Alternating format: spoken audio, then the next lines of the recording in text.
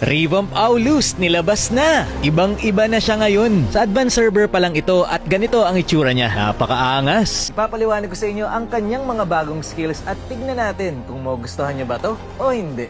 Halos wala na kasing gumagamit dito kay Aulus. Pero dahil sa revamp, baka maging meta na siya kapag lumabas sa original server. Umpisahan muna natin sa kanyang skill 1. Upon casting, magkakaroon ka ng 30% movement speed for 5 seconds. At matatanggal din ang mga slow effect kapag nag-skill 1 ka.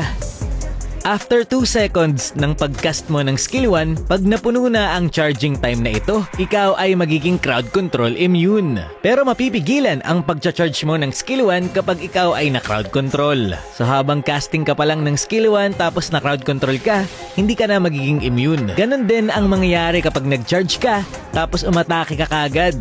Dapat antayin mong mapuno yung charging time ng iyong skill 1 bago ka mag-basic attack.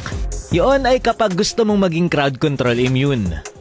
Yung kanyang skill 2 naman ay meron ng kasamang dash. Makakatawid ka na sa mga wall gamit ang skill 2. Kapag may tinamaan ka ring hero, minions or jungle monster gamit ang iyong skill 2, pwede mo itong i-recast. So magagamit mo ulit ang iyong skill 2 pero pabilog na yung area of effect nito.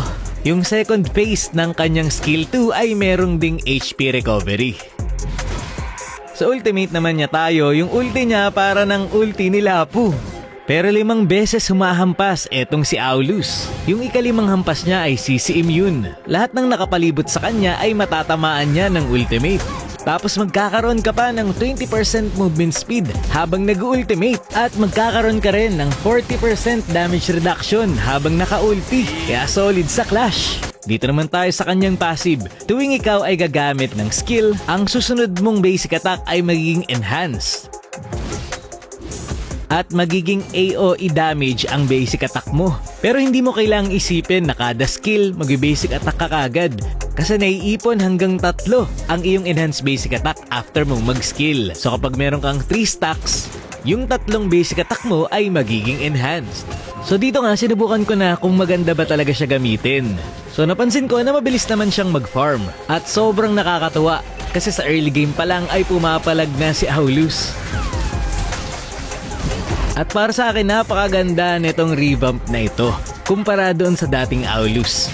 Kasi kailangan mo pa mag-antay ng late game kapag Aulus ang gamit mo.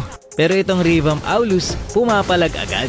Siguro napansin ko lang na mahirap patamain ang kanyang mga skill kapag assassin ang kalaban. Kasi masyadong mabibilis. So pwede siyang mag-damage build at tinry ko rin siya na naka-sustain build. At pwede rin siya maging XP laner. Kahit naka-tanky item, malakas pa rin ang damage. Kasi yung passive niya, may additional damage din na nakadepende sa HP ng target. Kaya pasok ng pasok talaga tong Aulus bilang XP laner. Excited na akong lumabas to sa original server. Anong masabi nyo tungkol dito? Yun lang for this video. Maraming salamat sa panonood and to God be the glory.